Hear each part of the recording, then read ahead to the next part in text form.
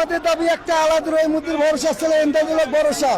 তাই যে এত বছর ধরে যে আন্দোলন করতেছে, 17 থেকে যারা আন্দোলন করতেছি আমরা তো তাদেরকে ভালোবাসি। কাউনিয়া উপজেলা মানে যত জায়গা আছে সব কাউনিয়া পীরগাছা মধুপুর ভাইয়েরা সবখানেতে ভোট পাইলাম। তাহলে আমাদের ভোটটা গেল কোথায়, ওনার ভোটটা গেল কোথায়? তাহলে আমার ভোটটা গেছে আক্তার, আর আক্তারের ভোটটা দিয়েছে আমার। আমরা এসব মানি না। ভোট আমরা নতুন করে আবারও চাই। আমার ইলেকশন আমরা আবার নতুন করে খেলবো। আমার এতটুকু দাবি তোদের কাছে, আমরা এতটুকু বিশ্বাস চাই। আমার ইলেকশন আমরা আবার খেলবো নতুন করে। যদি না হয় তা আপনার দাবি না মানা হয় কি করবে? না মানলে তো আমরা রাজপথে নামছো, রাজপথে থাকবো, আন্দোলন করব, আন্দোলন চালিয়ে যাবো। চলছে গাড়ি চলবে, আন্দোলন আমরা থাকি মানবো না। আমাদের ভোট আমরা নেবই।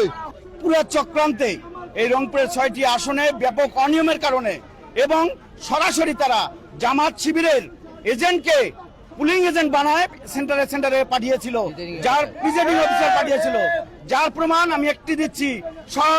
একদম সচিত্র প্রতিবেদন আকারে আপনি করতে পারবেন।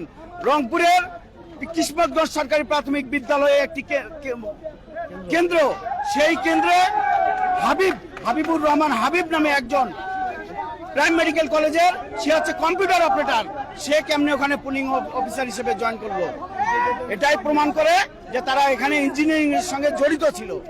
আমি আপনাদের মাধ্যমে ডিসির কাছে জানতে চাই যে আমার রংপুর 3 আসন, এই 3 আসনের মধ্যে আমার সেন্টারে আমরা দেখলাম ধানের শেষে জোয়ার উঠছে। এক কথায় বিকালে ভোট গণনা হইলে আমাদের কাছে অন্য দল হেরে যাবে, সেই জায়গাতে আমাদের ভোট ছাপে নাকি অন্যকে ফল করে দিল। আমি এইটা দৃষ্টির কাছে আপনাদের মাধ্যমে জানতে চাই, উনি পণ্য ভোট দেবেন না পণ্য গণনা দেবেন, না উনি স্বেচ্ছায় ত্যাগ করবেন? আমরা যতক্ষণ পর্যন্ত সিদ্ধান্ত পাই নাই ততক্ষণ পর্যন্ত আমরা রাজপথে আছি, রাজপথে থেকে যাব ইনশাআল্লাহ।